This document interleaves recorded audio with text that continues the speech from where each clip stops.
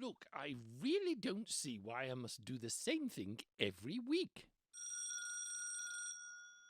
Hello? I see. Contractual obligations, eh? Welcome to another thrilling episode of Skull and Duggery.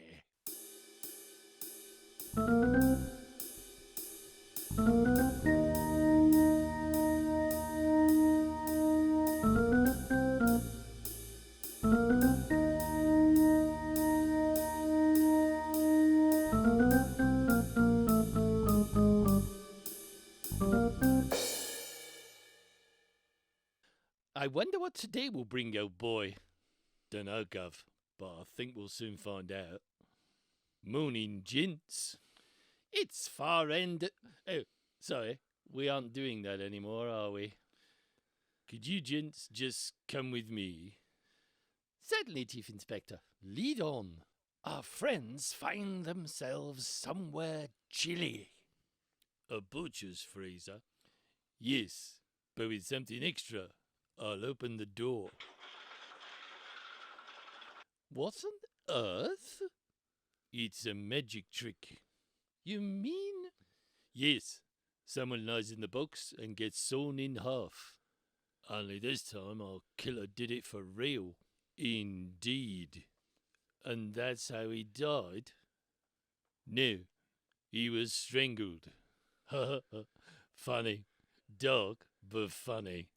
No, seriously, our victim was strangled, then placed in a magic box, frozen in the butcher's freezer, then sawn in half with a chainsaw. So no mess.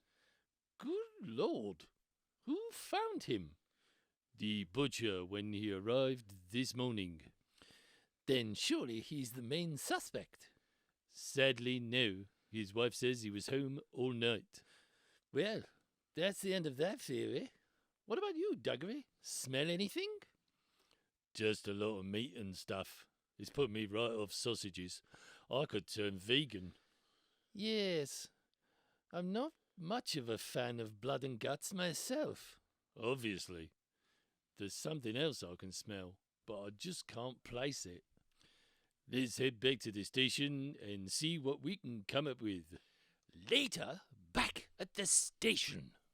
So, any ideas? Well, I do know a bit about magic.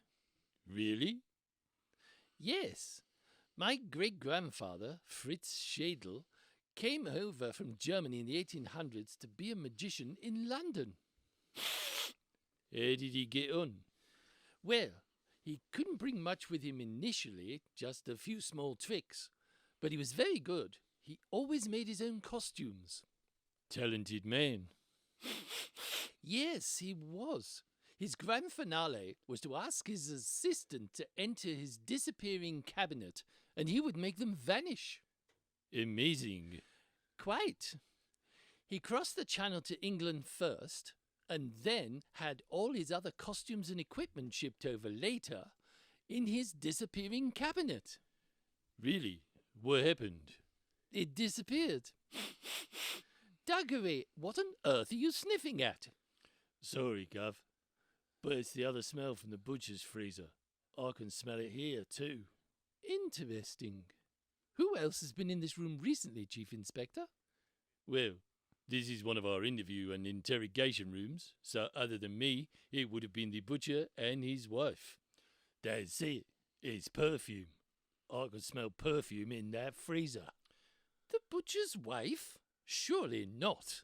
Our twosome are relaxing again, back at the hut.